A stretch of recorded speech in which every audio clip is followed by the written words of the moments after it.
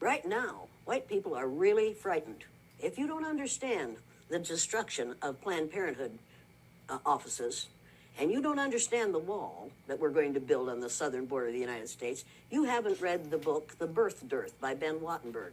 Ben Wattenberg was a brilliant Jewish man who was a member of the American Enterprise Institute.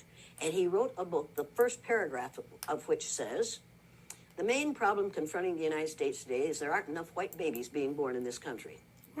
He was an advisor to presidents of the United States. He wrote the book in 1987.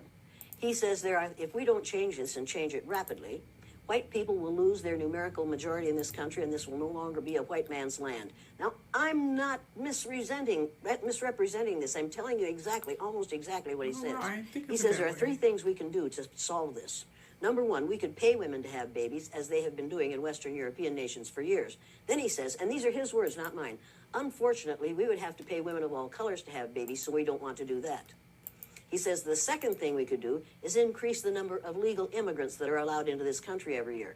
Then once again, he says, unfortunately, the vast majority of those wanting to come to this country today are people of color, so we don't want to do that. The third thing he says, and women had better pay attention to this, 60% of the fetuses that are aborted every year are white. If we could keep that 60% alive, that would solve our birth dearth. Does that sound like racism to you? And if it doesn't, I want to know why it doesn't. If it doesn't, you don't understand what racism is. And I think it does. Wow.